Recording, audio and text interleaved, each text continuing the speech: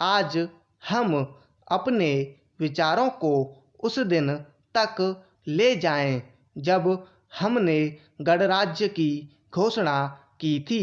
अपनी विकास की योजनाओं के संबंध में हमने वास्तव में काफ़ी प्रगति की है, परंतु क्या हम भारत के सब नागरिकों को दरिद्रता, अभाव तथा कष्ट से मुक्त करा पाए हैं?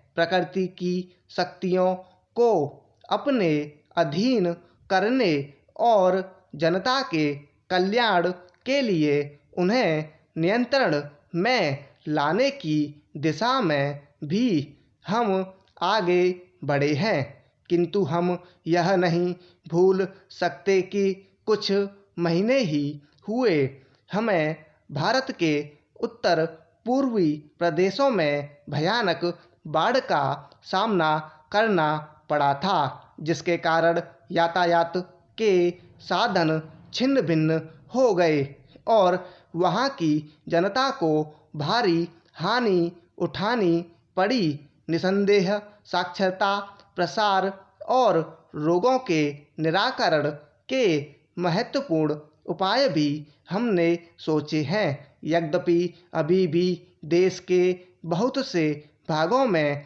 निरक्षरता और बीमारी पर्याप्त मात्रा में दिखाई देती है, जनकल्याण की योजनाओं को हम बराबर आगे बढ़ाते रहेंगे। यह हमारा दृढ़ संकल्प है, इसमें संदेह नहीं किया जा सकता। इन योजनाओं के पूरे होने के संबंध में जो प्रयास अब तक किया गया है, उससे भी हमें असंतुष्ट नहीं होना चाहिए। फिर भी जो कुछ अब तक किया जा सका है, यदि वह बहुत चमत्कारी नहीं दिखता, तो उसका कारण यह है कि अभी निर्माण कार्य जारी है और समाप्त नहीं हुआ है। राष्ट्र के निर्माण में समय की आवश्यकता होती है। आज हमारा गणराज्य दिवस है और भारत जैसे प्राचीन राष्ट्र के इतिहास में 5-7 वर्ष की अवधि एक स्वल्पकाल है।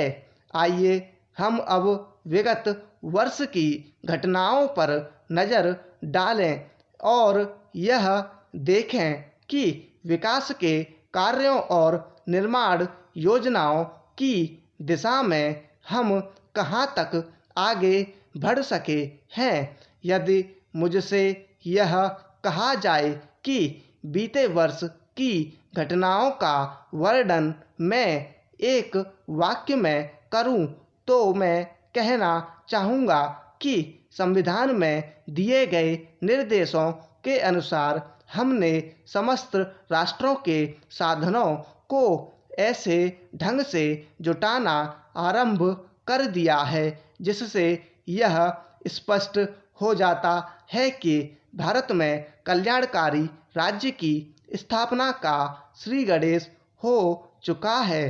पिछले वर्षों में हमने जो संकल्प और दावे किए थे, अब वे मूर्तिमान होने लगे हैं। इसलिए अब यह समझना कठिन नहीं है कि राष्ट्र किधर जा रहा है और आगामी 10 या 15 वर्षों में हम किस स्थिति में होंगे। महान नदी घाटी योजनाओं पर कार्य बराबर जारी है। इनमें से एक योजना भाखड़ा नंगल योजना से बहुमूल्य पानी और बिजली पंजाब, पेप्सू तथा राजस्थान के भागों को मिलने भी लग गई है। दामोदर घाटी योजना से कुछ समय हुआ बिजली प्राप्त होने लगी थी और हीराकुंड, चंबल तथा दूसरी महान योजनाओं की भांति यह योजना भी यथेष्ट रूप से आगे बढ़ रही है। भाखड़ा नंगल योजना का प्रथम चरण समाप्त होने से अब यह स्पष्ट है कि इन महान योजनाओं के द्वारा देश में कितने महत्वपूर्ण परिवर्तन हो जाएंगे। महोदय, कोसी नदी, जिसे शोक और दुख का सूचक माना जाता है, इस वर्ष फिर अपने प्रकोप से महान हानि का कारण बनी। अब इस नदी पर काबू पाने और इसकी उपद्रवी लीला समाप्त करने के लिए भी योजना तैयार हो गई है। इस योजना की रूपरेखा तैयार हो चुकी है और निर्माण का काम हाथ में लिया जा चुका है। आशा है इस योजना के निर्माण से बड़े पैमाने पर जनसाधारण को सेवाएं उपलब्ध होंगी। जब यह नया परीक्षण सफल होगा तो महान योजनाओं के निर्माण में और भारत की महान जनशक्ति के उपयोग के संबंध में हमारी जानकारी और अनुभव में महत्वपूर्ण वृद्धि होगी।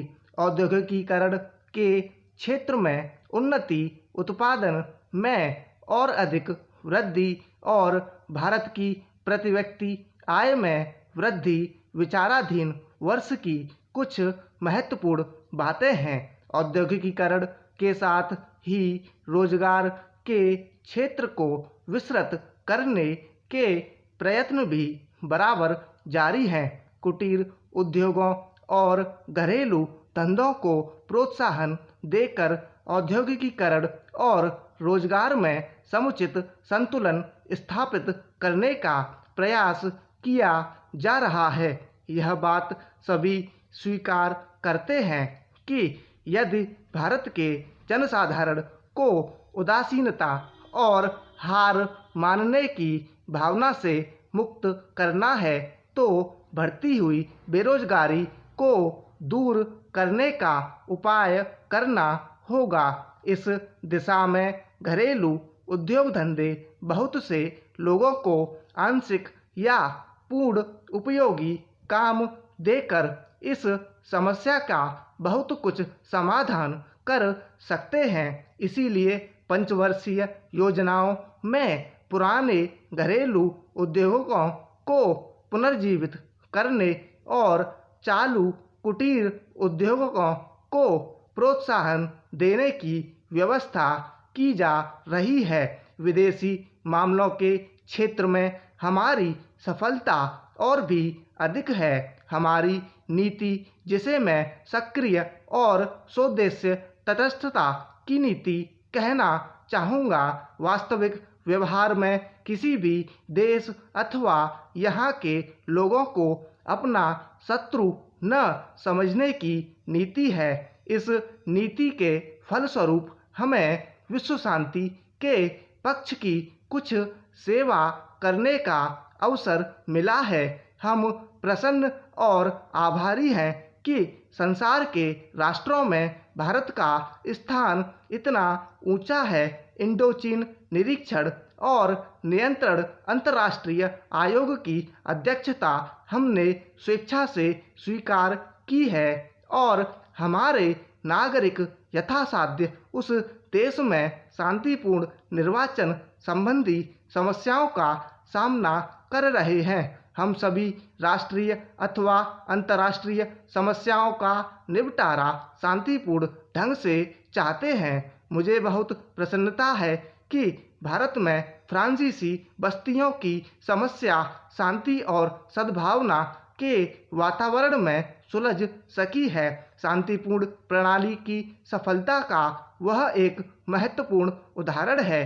दुर्भाग्य से भारत में पुर्तगाली बस्तियों की ऐसी ही समस्या को सुलझाने की दिशा में प्रगति नहीं की जा सकी।